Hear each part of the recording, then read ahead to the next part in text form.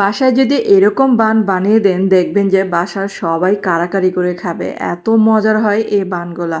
আসসালামু আলাইকুম সবাইকে। আর এই বান যদি আপনি বানানোই শিখে যান দেখবেন যে বাইরে থেকে আর বান কিনে খেতে হবে না। এখানে বান বানাতে আমি ৩ কাপ ময়দা দিচ্ছি। আপনারা চাইলে কিন্তু এখানে আটাও ব্যবহার করতে পারেন। আর এই বান শিখে গেলে আপনার অনেক টাকা খরচ বেঁচে যাবে। বাইরে থেকে আর কিনে খেতে হবে না।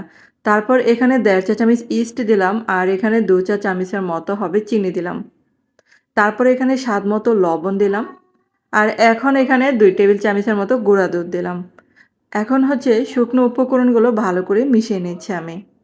আর বন্ধুরা যারা আমার চ্যানেলে আজ নতুন ভিডিও দেখছেন কিন্তু চ্যানেলটাকে সাবস্ক্রাইব করতে ভুলে গেছেন, তাদের কাছে প্লিজ অনুরোধ রইল চ্যানেলটাকে সাবস্ক্রাইব করে আমার পাশে থাকতে পারেন।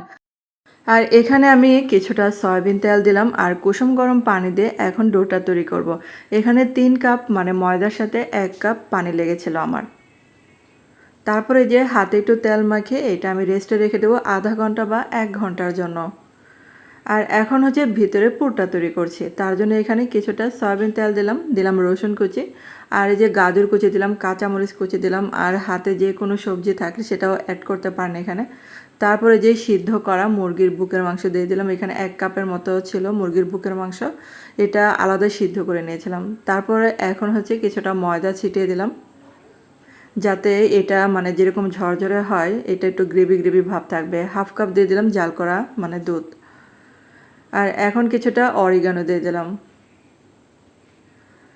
আর এখন এটার মধ্যে আমি কিছুটা গোলমরিচের গুঁড়া মিশিয়ে নিলাম আর কিছুটা চিজ মিশিয়ে নিচ্ছি।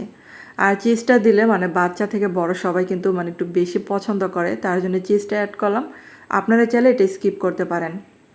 তারপর দেখেন ডোটা কিন্তু ফুলে ডাবল হয়েছে। এটা আরেকটু ভালো করে মথে নিতে হবে। আর এই বানটা কিন্তু দেখবেন যে বানানো কিন্তু তেমন কঠিন কিছু না, আপনারা যে কেউ কিন্তু বানাতে পারবেন। তারপর দেখেন যে কয়টা বান বানাবো সেই কয়টা আমি বান ভাগ করে নিয়েছি। আর এখন এই যে মানে ভিতরে পুরটা আমি দিয়ে দিচ্ছি। আর সবগুলো বান কিন্তু এরকম করে নেব। আর আগে থেকে ২টা ডিম আমি ভেঙে রেখেছিলাম। তারপরে যে একটা করে বান এরকম করে ডুবিয়ে আমি এই যে দেখেন ব্রেড ক্রাম্ব আগে থেকে বানিয়ে রেখেছি। ঘরে আমার এক্সট্রা মানে ব্রেড ছিল, সেটা দিয়ে আমি ঘরে কিন্তু ব্রেড ক্রাম্ব বানিয়ে নিয়েছি। তারপরে যে ব্রেড ক্রাম্ব এরকম করে কোট করে নিতে হবে। আর সবগুলো কিন্তু কোট করা হয়ে গেছে। তো চুলায় এই যে তেলটা গরম হতে দিয়েছিলাম আর চুলার আঁচটা কিন্তু একদম লোতে রেখে দিতে হবে। আর যে মিডিয়াম আঁচে এগুলো ভেজে নিতে হবে। আর এগুলো কিন্তু মানে কোনো রকম জাল বাড়িয়ে দিবেন না, তাহলে কিন্তু যখন তখন পুড়ে যেতে পারে যেহেতু ব্রেড ক্রাম্ব। আর এই যে দেখেন আস্তে আস্তে ভাজাতে এটা কিন্তু ফুলে যাচ্ছে। তো এটা এই যে ২ সাইড এরকম করে উল্টিয়ে পাল্টিয়ে নিলে ভাজা হয়ে যাবে, বেশিক্ষণ কিন্তু সময় লাগে না।